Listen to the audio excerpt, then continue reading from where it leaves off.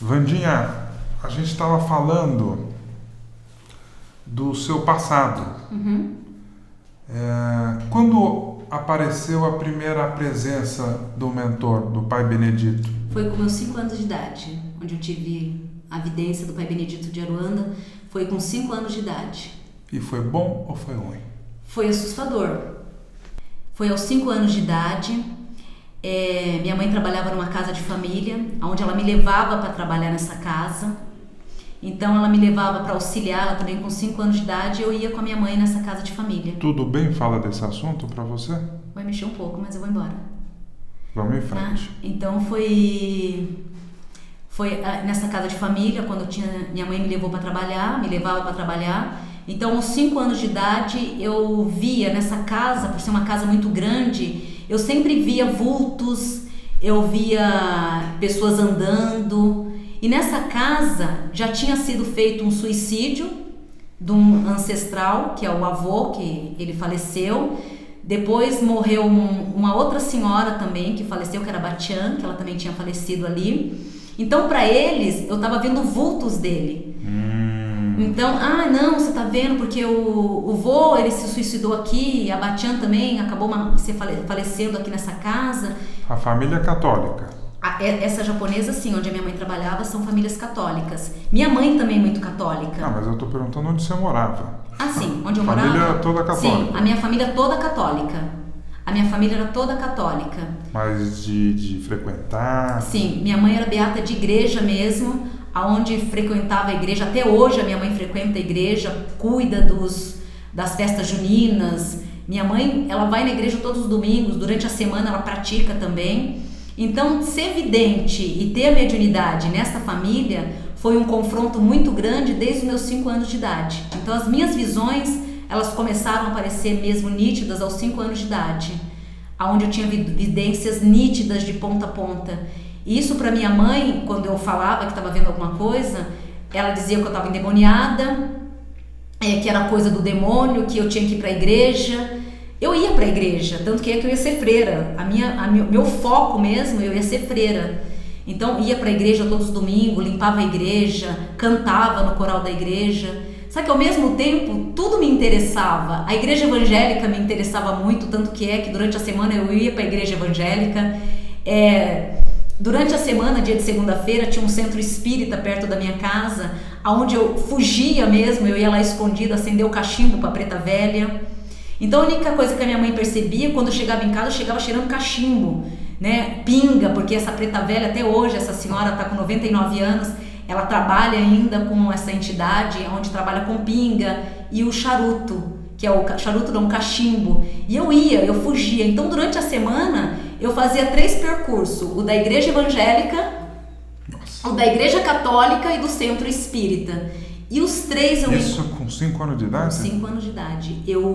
Eu transmutava o tempo inteiro. Dos 5 até os 7 anos de idade, eu entrei num conflito muito grande em determinar a minha religião, a ponto de dizer que eu ia ser freira. Mas espera um minutinho, o que acontecia à noite dos 5 aos 7 anos? Dos 5 aos 7 anos, à noite, eu via muito vultos e tinha muitas visitas noturnas. As visitas noturnas eram tão sombrias a ponto de eu estar dormindo e o meu cobertor está sendo puxado. Então puxava, a ponto de eu ficar sem nada. E dormíamos em 3, eu e minhas 2 irmãs, então olhava todas elas dormindo, as 2 dormindo. Elas não viam nada? Nada. E aí eu acordava uma delas, isso ficou tão assim intrigante para elas, porque toda noite eu acordava elas para dizer que meu cobertor estava sendo puxado.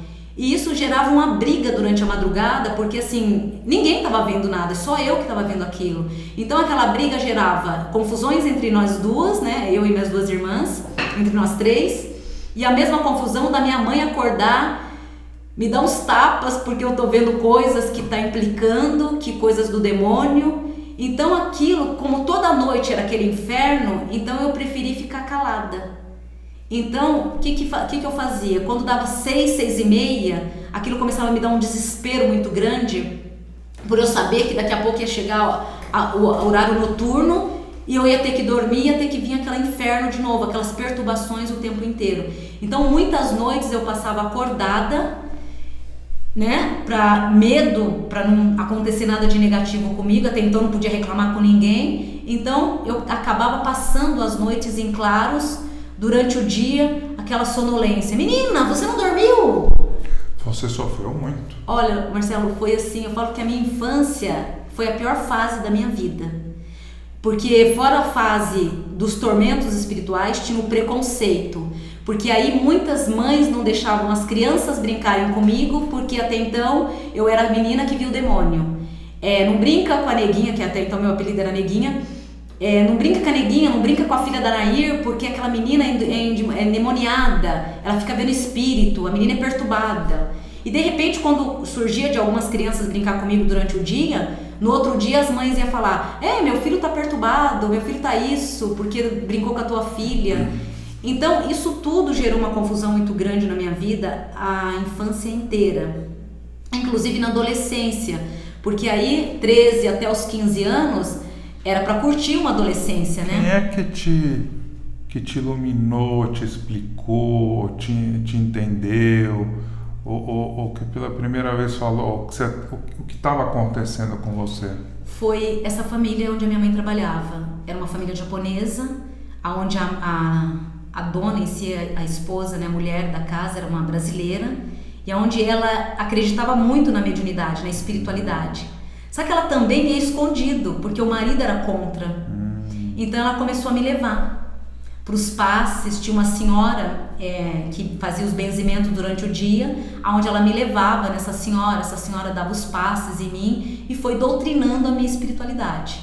Então, se a senhora não tivesse aparecido na sua vida, o que teria acontecido com você? Olha, eu nem faço ideia, porque você já parou para pensar nisso? A minha vida seria um tormento, porque não só a minha mãe, mas como todos da minha família, eles são contra a espiritualidade. Mas você aguentar essa tortura há muito tempo?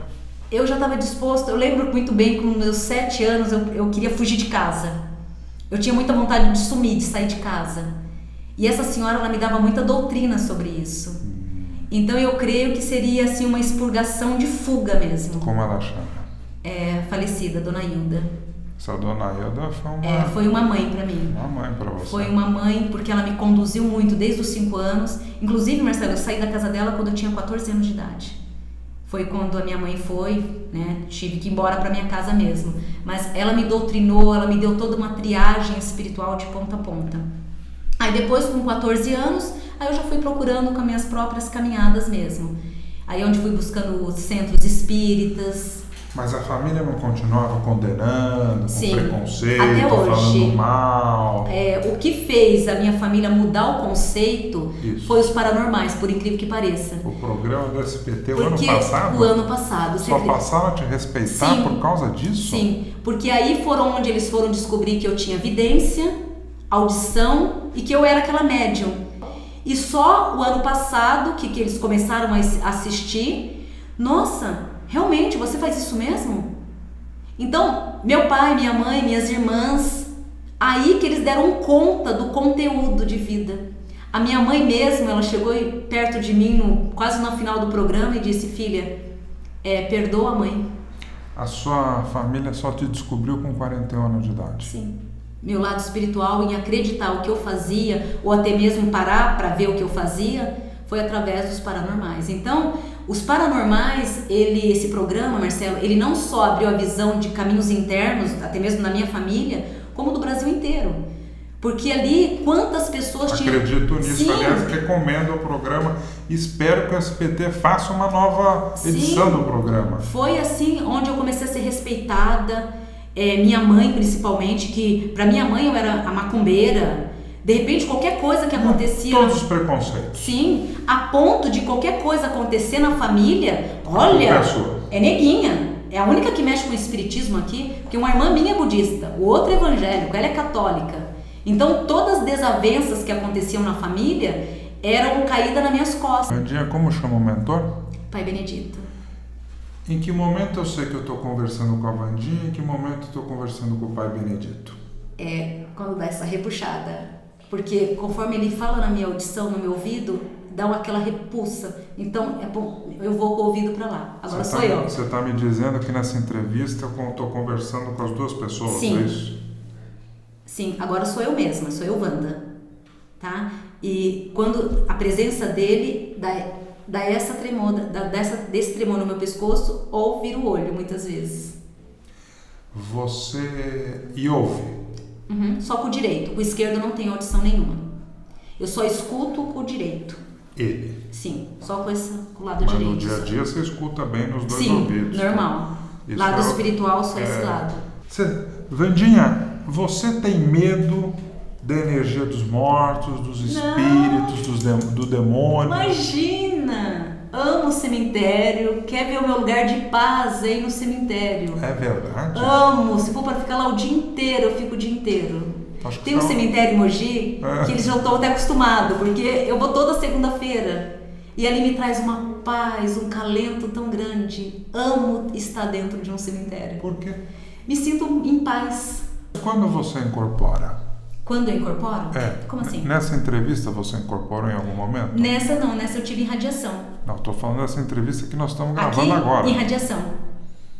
Eu tive a irradiação. Quando você incorpora, você não lembra de nada? Nada.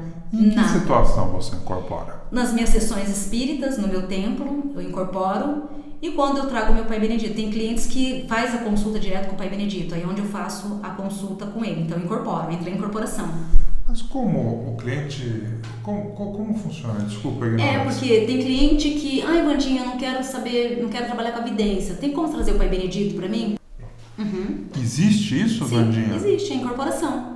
Tem muitos clientes que eles não querem conversar com a Wanda. Até mesmo que tem clientes que estão comigo há 10 anos. Ele quer falar com... Sim, querendo ou não, já pega uma intimidade e tudo. Então, posso falar com o Pai Benedito? Eu falei, pode. Então tem a incorporação do Pai Benedito. Você não lembra, mas os clientes lembram. Sim. Porque eles te falam como é esse Pai Benedito.